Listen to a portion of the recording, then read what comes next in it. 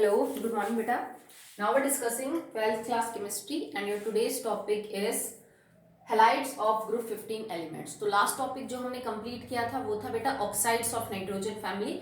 बहुत ज्यादा नहीं था उसके अंदर but still it is important. उसमें जो ट्रेंड्स है वो पूछे जा सकते हैं. नाइट्रोजन फैमिली के ऑक्साइड्स के अंदर उनके एक टाइप ऑफ ऑक्साइड में एसिडिक बिहेवियर, अकेले नाइट्रोजन या फास्फोरस के ऑक्साइड्स में बिहेवियर, ये आपसे पूछा जा सकता है. ठीक है, तो आज का हमारा टॉपिक है that is halides of group 15 elements. But before we start the topic मैं आपको एक चीज कहना चाहती हूँ.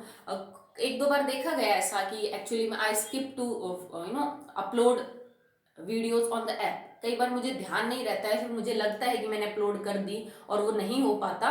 बाद में मुझे पता चलता है कि आज की वीडियो सेंड नहीं हो पाई, बट मैं अपने चैनल पे अपलोड कर चुकी होती हूँ. ये थोड़ा सा हो जाता है मिसकम्युनिकेशन.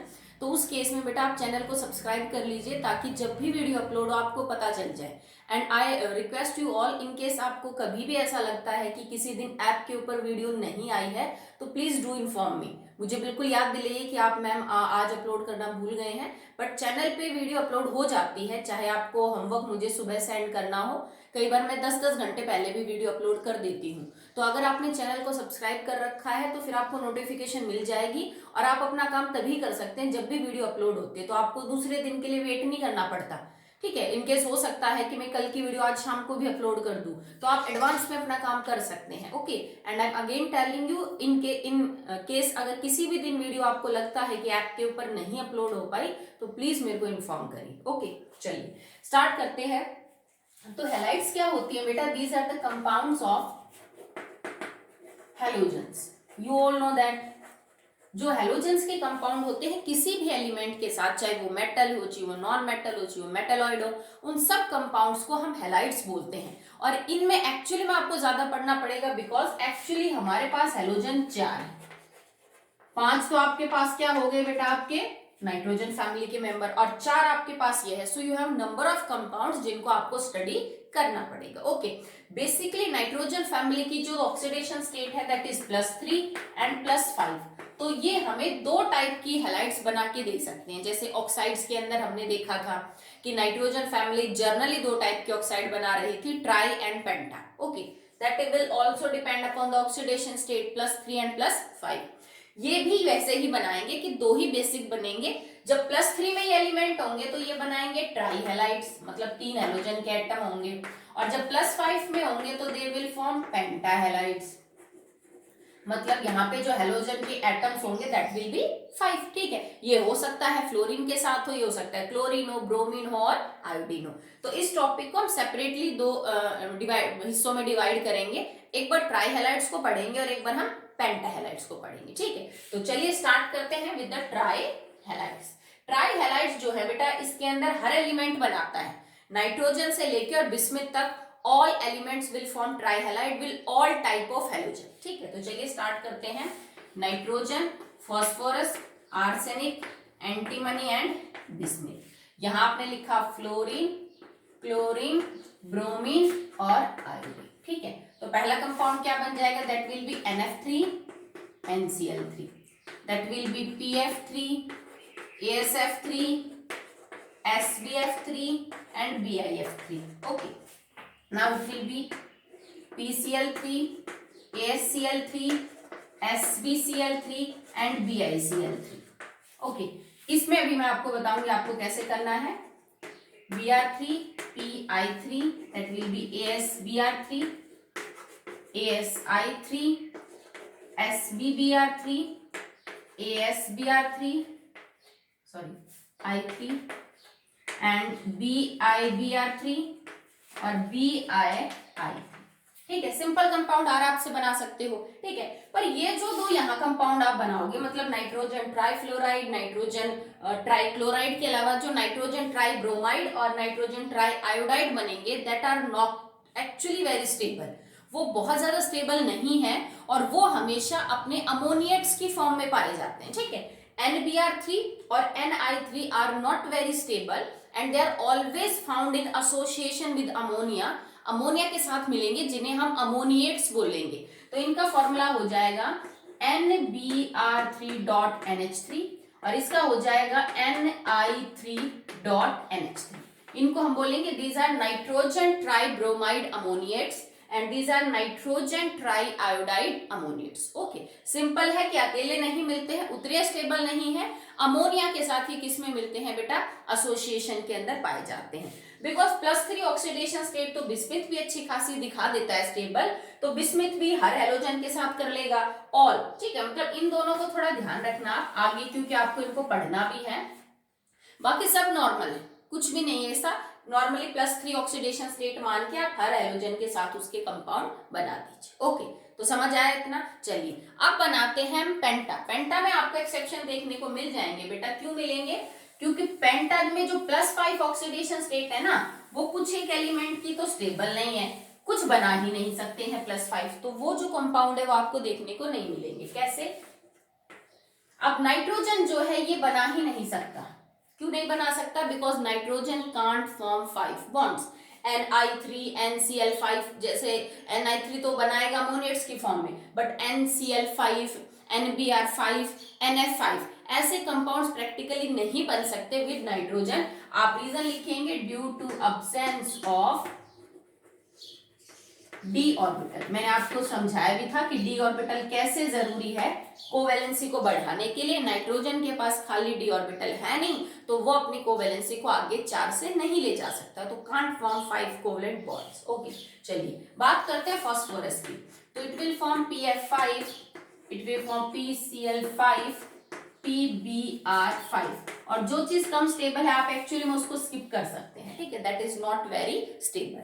बात करें इन दोनों की, तो आर्सेनिक पेंटाफ्लोराइड, आर्सेनिक पेंटाक्लोराइड, ठीक है। Next antimony pentafluoride and antimony pentachloride. अगर आप बिस्मिथ के बारे में बात करें तो आप जानते हो बेटा बिस्मिथ +5 में स्टेबल नहीं है। अगर +5 के अंदर, पर ऐसा भी नहीं है कि बिस्मिथ का कोई कंपाउंड बनता नहीं है +5 में, बनेगा but that is not very stable. ऐसे किसी भी कंपाउंड के अंदर जिसमें बिस्मिथ +5 में है, उसमें बड़ी स्ट्रॉन्ग टेंडेंसी होगी कि वो किसी भी तरह बिस्मिथ +5 से किस में आ जाए, +3 में। अगर वो +5 से +3 में आएगा तो it will do reduction.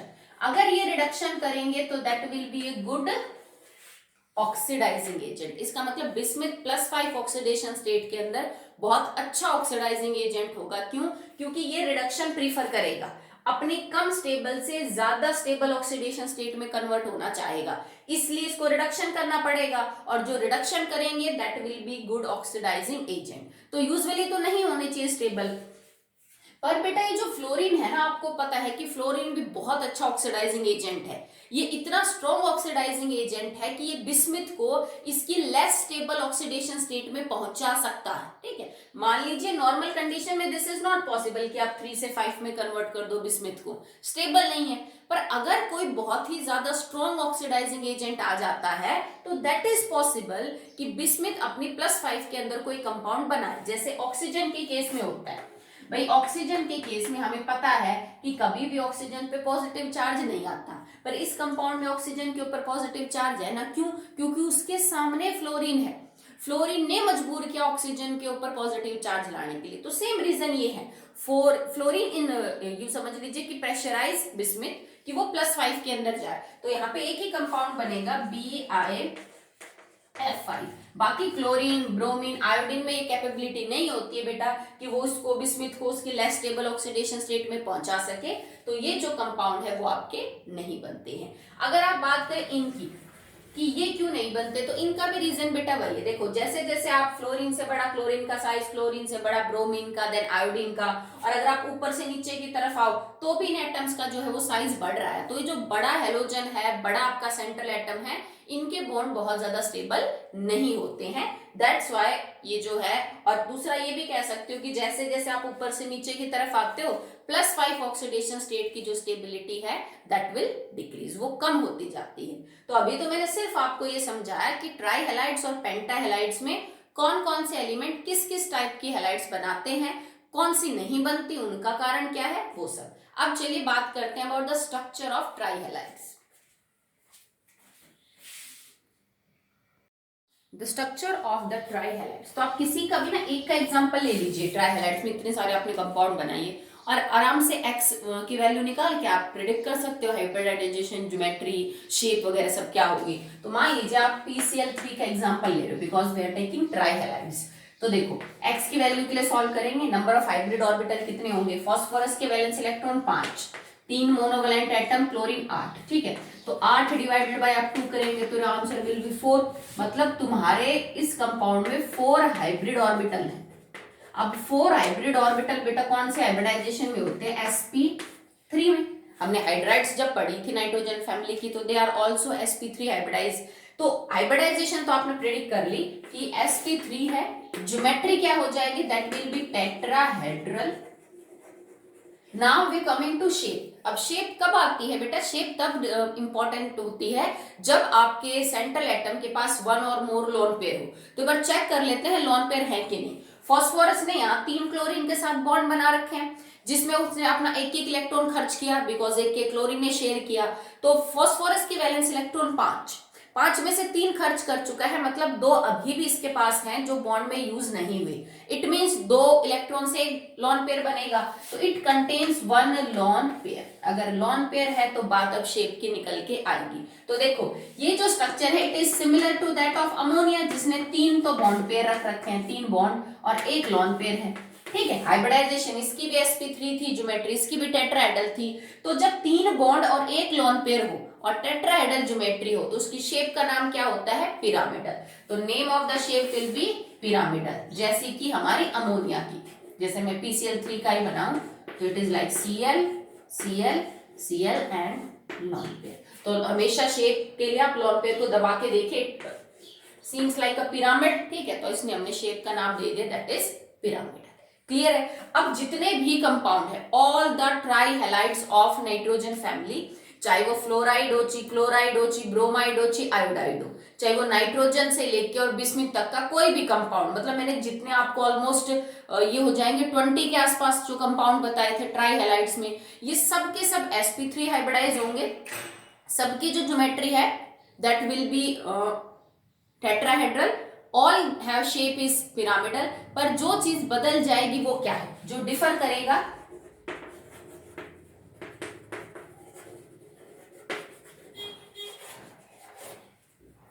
That will B bond angle, ठीक है। तो ये चीज मैंने आपको लास्ट टाइम भी समझाई थी बेटा कि एक ग्रुप के सिमिलर कंपाउंड्स के हाइब्रिडाइजेशन, ज्योमेट्री, शेप सब सेम होती है, पर जो बदलता रहता है वो है बॉन्ड एंगल, ठीक है। और लास्ट टाइम में मैंने आपको रीजन बताया था कि बॉन्ड एंगल घट रहा है, बढ़ रहा है, उसका क्या कारण है। यहाँ पे भी हम सेम चीज डिस्कस करेंगे।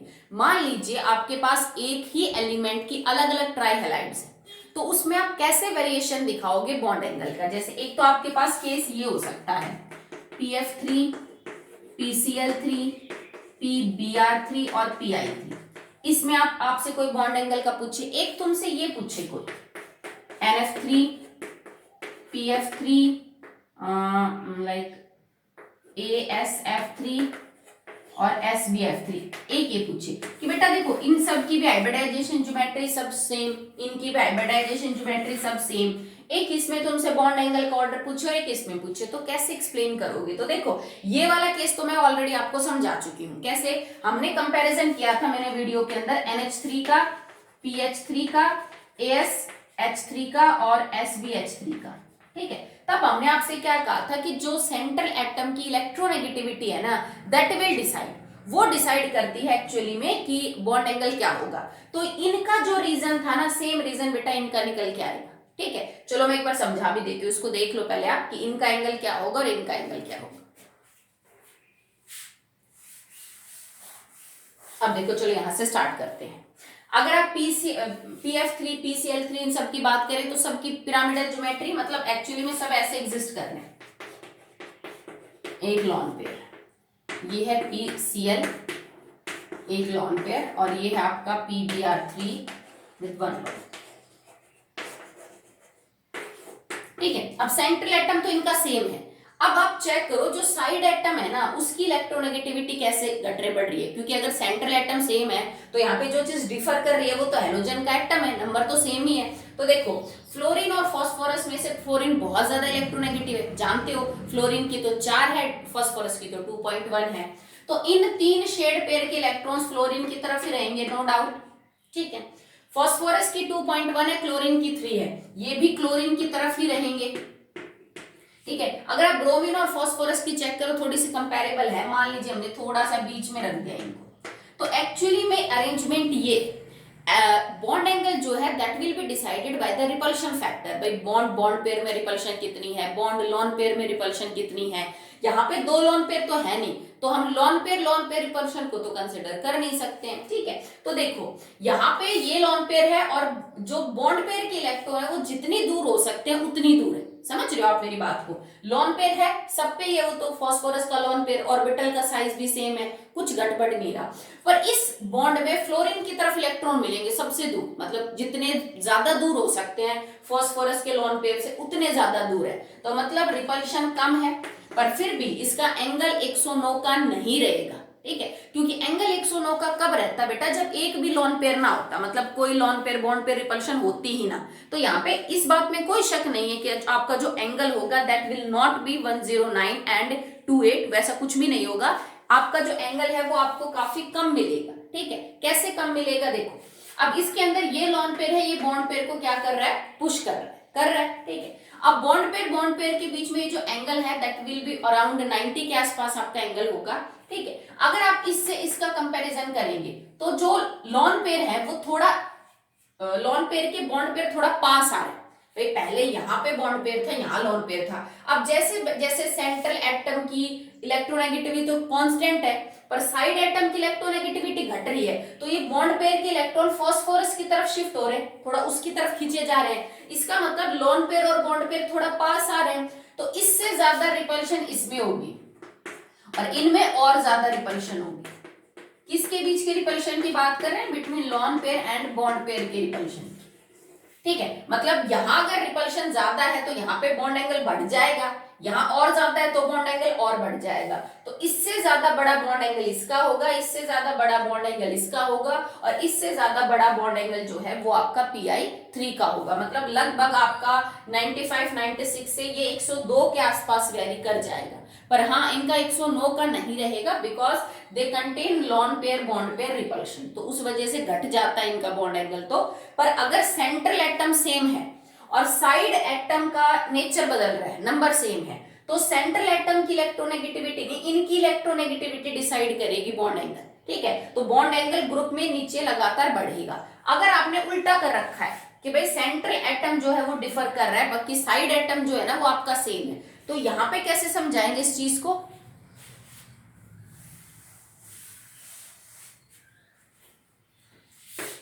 ये आपका NF3, ये आपका ले लिया हमने PF3,